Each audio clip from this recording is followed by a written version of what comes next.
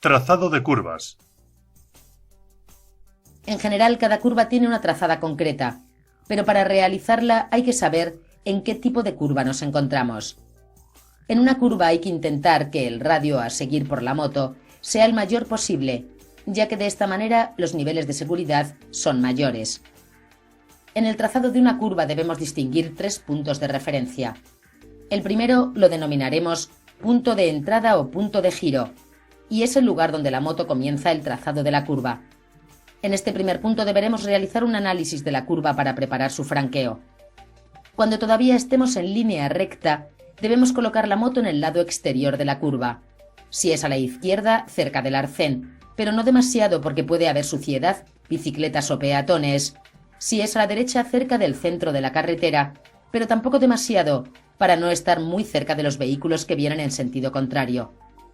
La razón es que de esa manera es más fácil seguir el radio de la curva a medida que transitemos por ella. En cambio, si la tomamos por el lado interior, la moto tenderá a describir un radio más amplio que el de la curva, sacándonos fuera del carril.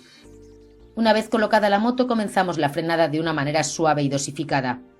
Debes tener muy presente que el frenado debe hacerse antes de inclinar la moto, porque si intentas inclinar con los frenos todavía accionados, verás que la moto se resiste a inclinarse y tiende a seguir derecho.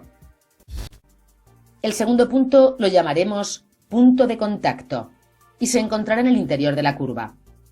Estábamos por el lado exterior de la curva. En el momento que veamos la salida de la curva y que todo está despejado y sin peligros potenciales a la vista, podemos cortar la curva sin salirnos de nuestro carril, yéndonos gradualmente hacia el interior de la misma. De esta manera, logramos una trayectoria más limpia, una mayor velocidad de paso y colocar mejor la moto para la salida. En este punto es donde la moto adquiere la mayor inclinación. Os indicamos que en línea recta ocupamos un espacio no superior a los 80 centímetros normalmente, pero al inclinar aumentamos en un 50% este espacio, llegando fácilmente a 1,20 metros, por lo que al inclinar deberemos mantener todo el espacio en nuestro sentido de la marcha. Por último, tenemos el punto de salida, que corresponde al lugar donde la moto abandona la inclinación, es decir, donde acaba el trazado de la curva. Este punto de nuevo se encuentra en el exterior de la curva. Cuando lleguemos a este punto aceleramos de manera gradual. Esto, más el movimiento de nuestro cuerpo, harán que la moto se levante conduciéndonos fuera de la curva. Básicamente podemos dividir las curvas en 4 grandes grupos. Curvas de radio constante. Esta es la curva más habitual y también la que ocasiona menos problemas. Para trazarla simplemente hay que conocer su punto medio y tomar este como punto de contacto. Los puntos de entrada y salida se encuentran equidistantes de este y dependen del radio de la curva y la anchura de la pista.